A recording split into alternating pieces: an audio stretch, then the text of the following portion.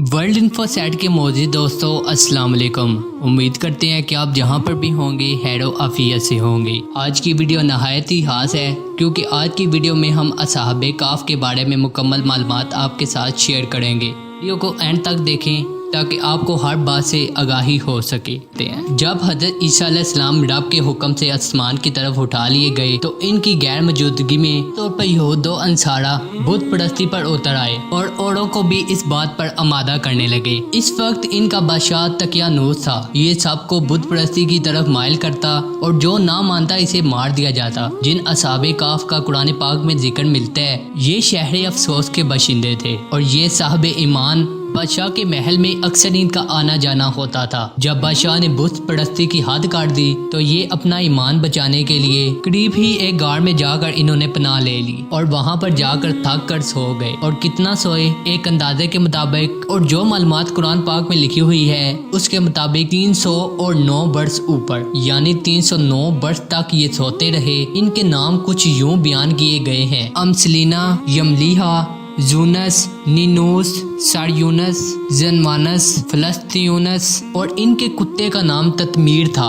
जो इनके साथ गाड़ में मौजूद था। मौजूद दोस्तों तकियानूस ने जब इनको ना पाया तो इनको तलाश करने का हुक्म दिया। बादशाह को किसी ने बताया कि वो फलां गाड़ में जाकर छुप गए हैं। बादशाह ने ये हुक्म दिया इनको निकालने के बजाय इनको अंदर ही बंद कर दो और ये हुक्म दिया कि गाड़ के आगे एक दीवार बना दो और इस गाड़ का मुंह हमेशा हमेशा के लिए बंद कर दो ताकि ये अंदर ही मार जाए। मगर जो दीवार तमीर करने वाला शख्स था वो भी साहिब ईमान था। इसने इन सब के नाम और इनकी तादाद और इनका पूरा वाकया लिखकर एक तख्ती के साथ गाड़ के अंदर रख दिया और एक तख्ती बादशाही खजाने में रखवा दी। रब की करनी ऐसी हुई कि तकियानूस बादशाह कुछ ही दिनों बाद मार गया और वक्त गुजरता गया और नए से नए बादशाह आता गया और जाता गया। इसी दौरान एक लंबा अरसा गुजर चुका था और एक नेक बादशाह की हुकूमत आ गई जिसका नाम बैदरोस था। ये काफी नेक दिल इंसान था। इसने काफी अरसा हुकूमत की मगर इसके दौर में एक फितना पाया गया जो देखते ही देखते बढ़ता गया। वो ये था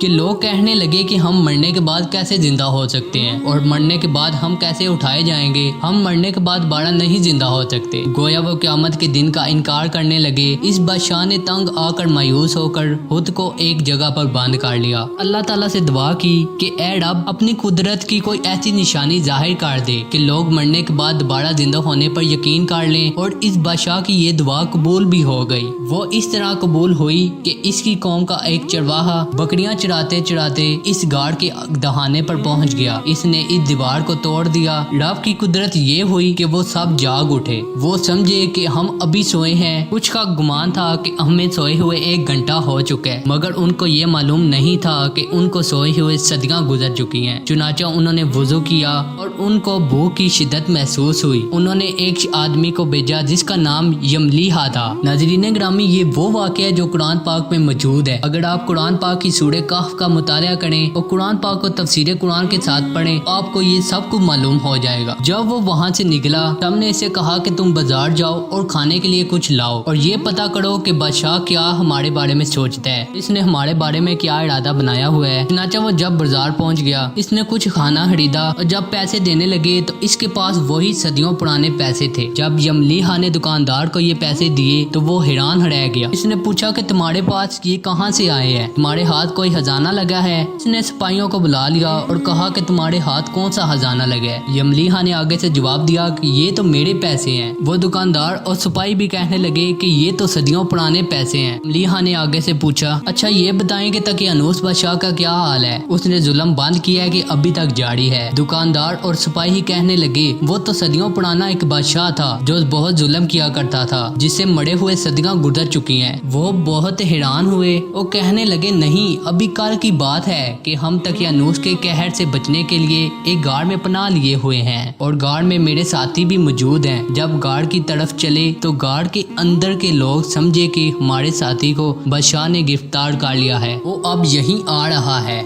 जब सब वहाँ पहुँचे तो इन्हें वहाँ पर वो मिले। नाज़रीन ग्रामी, इनकी तादाद के बारे में मुख्तलिफ इख्तिलाफात पाए जाते मगर हजरत अब्दुल्ला बिन अब्बास फरमाते हैं कि मैं उन्हीं कम लोगों में से हूँ जो उनकी तादाद जानते हैं। बाद लोगों का کا خیال تھا کہ ان کی تعداد 5 ہے اور چھٹا ان کا کتا، اور کچھ کہتے ہیں کہ ان کی تعداد 6 تھی اور 7واں ان کا کتا۔ حضرت عبداللہ بن عباس فرماتے ہیں کہ ان کی تعداد 7 تھی اور 8واں ان کا کتا، مگر سب کو یقین نہیں آ رہا تھا۔ اتنی ہی دیر میں ان کو وہ تختی ملی جس پر ان کا واقعہ اور ان کی تعداد مکمل لکھی ہوئی تھی کہ ان کو کب اور کس وجہ سے قید کیا جا رہا ہے، اور وجہ یہ ہے کہ یہ ایمان والے ہیں اور بادشاہ تقیانوس سے ڈر کر یہ اندر گئے ہیں۔ اب لوگوں کو یہ بات پتہ چلی کہ یہ واقعی ہی سچ بول رہے ہیں، اور یہ تو 300 برس سے بھی زیادہ غار کے اندر تھے۔ یہ خبر بادشاہ کو ملی تو بادشاہ اور اس کے ساتھ تمام وزیر وہاں پر پہنچے تو ان سے سارا واقعہ معلوم کیا۔ بیدروس بادشاہ یہ سن کر بہت خوش ہوا اور سجدے میں گر گیا، رب کا شکر ادا کیا۔